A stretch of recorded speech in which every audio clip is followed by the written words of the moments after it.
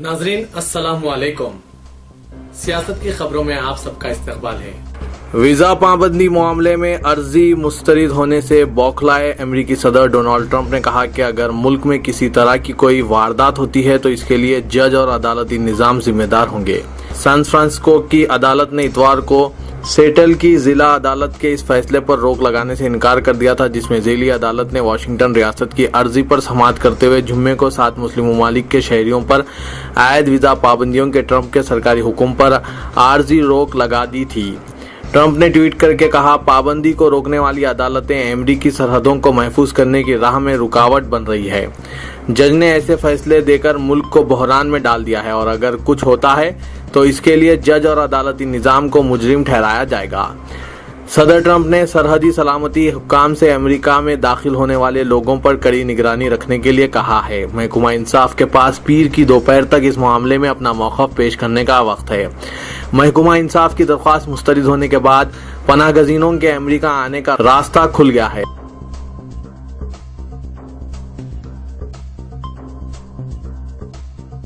वज़ीर-ए-आज़म नरेंद्र मोदी के बीजेपी का तूफान के तबसरे पर जो उनके खिलाफ किया गया था, chief minister UP Akhilesh Yadav ने कहा कि समाजवादी पार्टी के अरकान जानते हैं कि तूफान के दौरान साइकिल कैसे चलाई जाए। उन्होंने मोदी पर इल्जाम आयद किया कि वो रियासत में जराइम के आदाद-ओ-शुमार मस्क करके पेश कर रहे हैं। इनका ये तबसरा सीतापुर में मुनक्किदा इंतखाबी जलसे और लखीमपुर खीरी में मोदी के अलीगढ़ में कल किए हुए तबसरे के बाद मंजर आम पर आया, जिसमें उन्होंने कहा कि जब हवा 50 किलोमीटर फी घंटा की रफ्तार से चल रही हो तो एक नौजवान कायद इसका सामना कर सकता है और किसी से मदद नहीं तलब करता। लेकिन इस बार बीजेपी की आंधी इतनी ताकतवर है कि चीफ मिनिस्टर को खौफ है कि वो उठ जाएगा। मोदी के रियासत में अब तक नज़्म व ज़ब्त की सूरत हाल पर रद्दमल जाहिर करते हुए अखिलेश यादव ने कहा कि खुदा ही जानता है कि वज़ीर आज़म को यूपी के बारे में ये आदाद-ओ-शुमार कहाँ से हासिल हुए। वज़ीर आज़म को दियानतदारी से काम लेते हुए ताज़ा तरीन आदाद-ओ-शुमार अवाम के सामने पेश करने चाहिए थे। अपना तंज जारी रखते हुए चीफ मिनिस्टर ने कहा कि अगर मुल्क में रियासतों की सूरत हाल नज़्म व कानून के एतबार से अबतर है तो इस एतबार से पहले, दूसरे और तीसरे मुकाम पर बीजेपी ज़ेर इख्तिदार रियासतें ही हैं। बीजेपी पर तनकीद करते हुए अखिलेश ने कहा कि इनकी पार्टी अवाम को खतारों में बैंकों के सामने खड़े होने पर मजबूर कर देती है। कई गरीब अवाम अपनी जानें ज़ाये कर चुके हैं, लेकिन बीजेपी इनको बचाने के लिए आगे नहीं आई।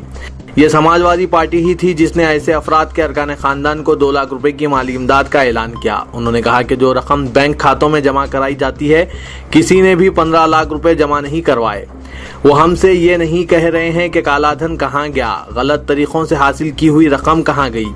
समाजवादी पार्टी कांग्रेस इत्तेहाद के बारे में वज़ीर आला ने कहा कि समाजवादी पार्टी की साइकिल मुतहरिक है, हम कोई कंजूस दोस्त नहीं रखते। हमने काफ़ी तादाद में नशिस्तें कांग्रेस को दी हैं। उन्होंने इत्तेहाद का दिफा करते हुए कहा कि कांग्रेस का हाथ साइकिल की रफ्तार को और तेज कर देगा।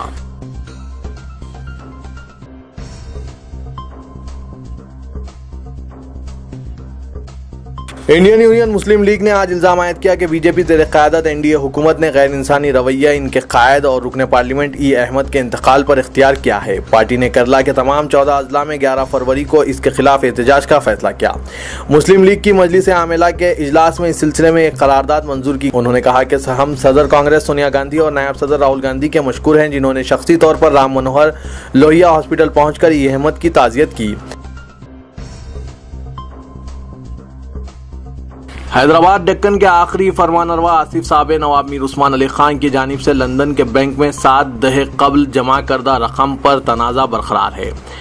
यूं तो निज़ाम के कई वारिसें इस रकम के लिए अपनी दावेदारी पेश कर रहे हैं, ताहम कराची में मुकीम एक शख्स ने खुद को निज़ाम का वारिस करार देते हुए 2,934 करोड़ रुपए की रकम में अपनी हिस्सेदारी का दावा किया है। निज़ाम हैदराबाद का शुमार माक़बल आज़ादी मुल्क के अमीर तरीन हुक्मरानों में होता है और इनकी जानिब से रॉयल बैंक ऑफ स्कॉटलैंड में जमा करदा रकम पर हिंदुस्तान और पाकिस्तान की हुकूमतें अपनी दावेदारी पेश कर चुकी हैं और इस सिलसिले में बरतानिया के हाई कोर्ट में तनाज़ा ज़ेर दौरान है। बताया जाता है कि इस रकम के लिए तवील कानूनी लड़ाई के दरमियान कराची में मुकीम एम अलीउद्दीन खान ने खुद को निज़ाम का वारिस करार देते हुए रकम में अपने हिस्से का दावा किया है।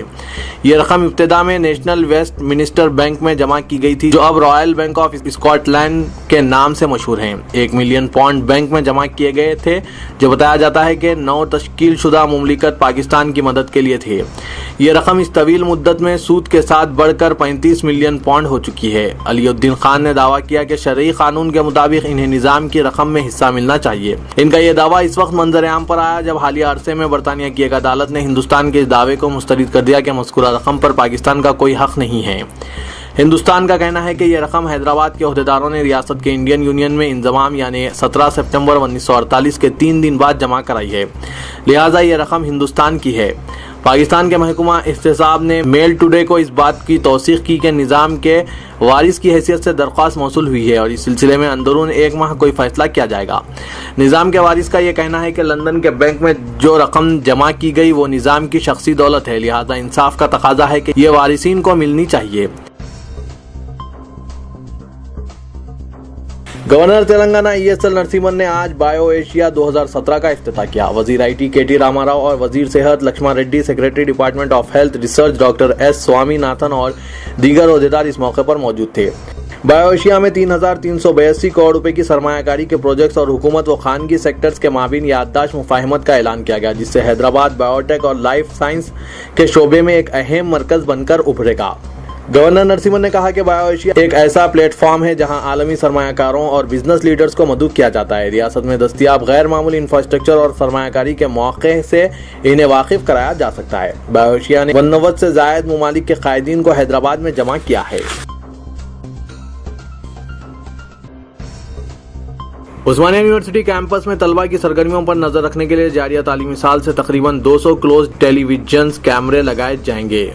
यूनिवर्सिटी कैंपस और इसके कॉलेजेस में गैर कानूनी सरगर्मियों के तदारुक के लिए उस्मानिया यूनिवर्सिटी एडमिनिस्ट्रेशन ने CCTV कैमरों के जरिए निगरानी रखने का फैसला किया है। क़ब्ल उस्मानिया यूनिवर्सिटी एडमिनिस्ट्रेशन ने कैंपस में 600 CCTV कैमरे नस्ब करने की तजवीज़ रखी थी, लेकिन इस तजवीज़ का जायजा लेने के लिए तश्कील दी गई कमेटी ने 200 कैमरों को नस्ब करने का मशवरा दिया है और यह मशवरा इसलिए दिया गया क्योंकि यूनिवर्सिटी को माली मसाइल का सामना है।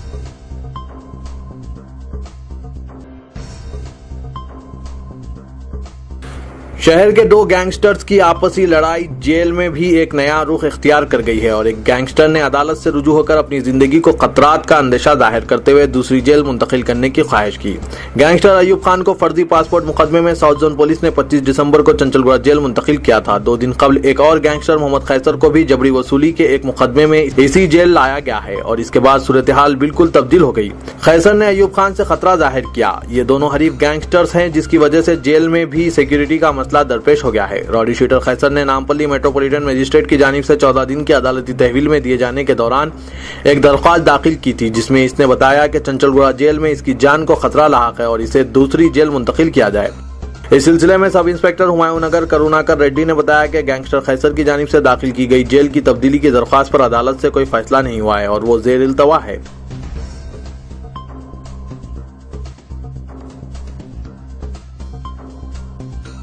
तेलंगाना रियासत में माइनॉरिटी रेसिडेंशियल स्कूल तमाम तर सहूलियात और मराहत से आरस्ता हैं, जहां तालिब इल्म को मुफ्त क़याम व ताम के साथ इंटरनेशनल और कॉरपोरेट नवियत के स्कूल्स की तर्ज पर काम करेंगे। हुकूमत तेलंगाना जो हम्मा वक्ती रिहायशी स्कूल्स कायम किए हैं, इन ख्यालात का इजहार जनाब B Shafiullah IAS secretary Telangana state minority residential school society ने दफ्तर सियासत में मुनक्किदा टीचर्स, उम्मीदवारों और NGOs के मुशावरती इजलास से मुखातिब करते हुए किया।